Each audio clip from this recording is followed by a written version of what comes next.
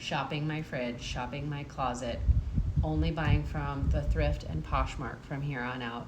You know, if I really want something, I don't have any business at Nordstrom anymore. Yesterday, I saw a creator say that a lot of these frugal, minimalist TikTokers and YouTubers are trying to promote low buys and no buys and anti-consumerism as like a temporary thing, but really the climate that we're in, and if you want to get ahead financially, it's truly a mindset shift and a lifestyle change that may never change. Of wanting less does come from a place of joy and happiness. I declutter and clean all the time. I'm still not there. I'm not saying I'm perfect. I am a former shopping addict. I have like 12 creams in my bathroom right now, and I'm not buying any more until they run out. People aren't telling you this is an actual lifestyle change. That lasts forever, that you becoming frugal is actually what you've been needing to do from day one to get out of the rat race, have been doing a deep dive lately on frugal talk, and especially minimalism, frugal living, financial independence, anti-consumerism, stopping shopping, recession, the economy, all of the above. Of us have been going down this rabbit hole for a while now, and I know I'm not alone. The FYP is feeding to me what I've been looking at, which is fine.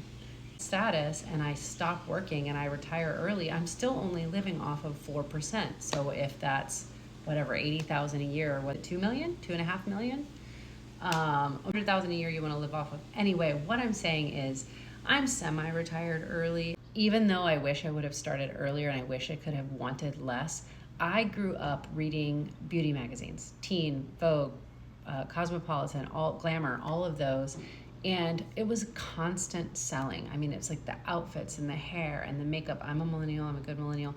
2 years, I've spent all of it. I really haven't been investing that much, sort of relying on my real estate. And now I'm starting to see, the market is changing. It's properties for sale that are not selling. Lifestyle creep happens no matter if you're retired or not. I've been influenced, okay? I have been influenced by many things, and I think a big part of it is being 42, almost 43 in March. And like, you know, it's the skin creams, it's the filters on TikTok, it's comparing myself to the world, the Joneses, if you will. It's not just about consuming, it's about the impact on the environment, the impact on my environment.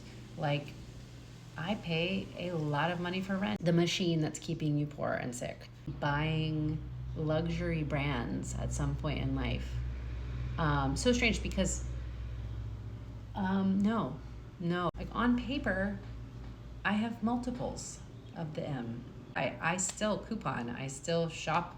I love it when I save the most at the grocery store. I mostly shop what's on sale. I also live in Hawaii, which is a choice, but I will pay gladly. There are certain things that make me feel rich no matter what, and one of those is where I live.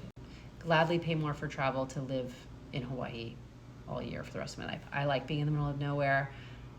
I don't want to live on the mainland. I mean, shit could hit the fan and I could have, move back to Florida. I could have to live in my rental, my home that I own. And that's okay too. And I'm grateful and I'm blessed. And I think like staying current with my blessings and what I'm really like, what I have, and I felt like not just like I was proving it to others, but proving to myself that I belonged.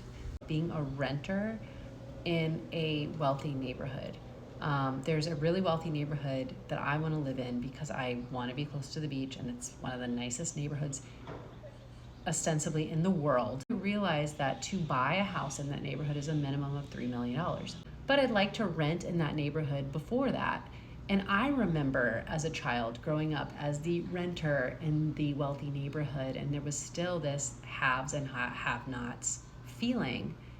And this feeling like I needed to belong and prove to the world, these other people, myself, that I was important. Gone back and forth a little on like combating those negative scripts that I grew up with, whether they were imposed by my parents, by society, by the popular kids at school. I think about the places that I felt the most safe and comfortable. It was both of my grandmother's houses, and they were not extravagant in the least. They were just very clean and comfortable and cozy, and there was love there. And I love cottagecore anything. Watched on the Diary of a CEO, I think he was asking Morgan Housel, like, who do you think the happiest people in the US are, and or in the world even? He said probably some middle class family that has a lot of friends and a lot of family around. It's definitely not the richest people in the world. 24/7 for me. Financial literacy, joy podcasts and stuff on YouTube, anything on finding happiness and purpose, and also not living beyond my means. And after just now paying off like over $100,000 in debt that I went into, renovating this Airbnb and refinancing and getting my ex-husband's name off of it. Woo! It's finally mine. It's mine. Okay, the responsibility of it too. I want to keep things simple. I don't do hustle culture. Even if I don't make it to that neighborhood and buy a house for $3 million, it's just the dream. It's fun. And I want to teach that to my kids, because I think there was a lack of that going around. There was still a lot of scarcity in my household. So thanks for coming to my TED Talk. Took my Jeep into the dealership because check engine light came on. Turns out it was a software update issue, but not the transmission, which was the original code, which is very scary for a car that has less than 30,000 miles on it. You buy a new car, right? So you don't have these kinds of issues. And it's my fault for buying a Chrysler. My first car was a Jeep. My second car was a Jeep. My third car was a Jeep. Many Toyotas in between. I know better. Considering trading it in for a 2018 Subaru Outback that I will have for about a decade.